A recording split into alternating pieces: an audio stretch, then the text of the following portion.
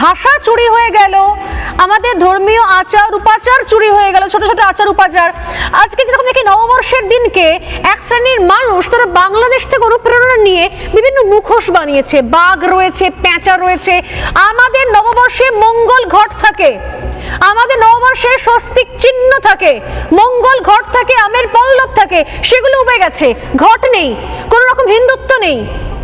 কিছুক্ষণ আগে এখানে বসে লেখক অমিত গোস্বামী বলছেন যে বৈশাখী আকবর সেখানে পালন করা হচ্ছে, এরপর বোধহয় এটাকেও কপি করে নেবে তৃণমূল কংগ্রেস, এটাকেও কপি করে নেবে হয়তো।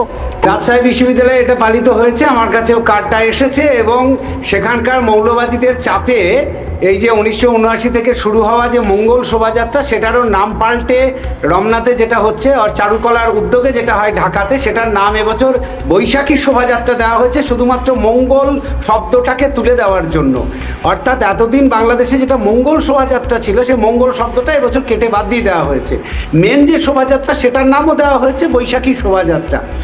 তো বাংলাদেশকে অনুকরণ করে আমাদের পশ্চিমবঙ্গে এমন চলছে যেন মনে হচ্ছে যে আমরা এটা বাংলাদেশের a part of Bangladesh, not a part of India.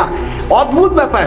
ধরো মাছ নিয়ে দিল্লির কথা বলছি না, দিল্লিতে Kalkaji fish market, Chittaranjan park fish market এবং গাজীপুর ফিশ মার্কেট, তিনটে জায়গা থেকে প্রতিদিন 60 টন মাছ বিক্রি হয়, একদম সরকারি হিসাবে 60 টন মাছ বিক্রি হয়। দ্বিতীয় হচ্ছে দিল্লির যেটা সব থেকে বড় কালীবাড়ি, সেখানে কালী পুজোতে মাছের ভোগ দেওয়া বাধ্যতামূলক।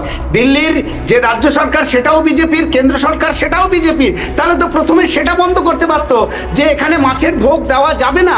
অথচ সেখানে মাছের ভোগ না দিলে কালীর পুজো হয় না।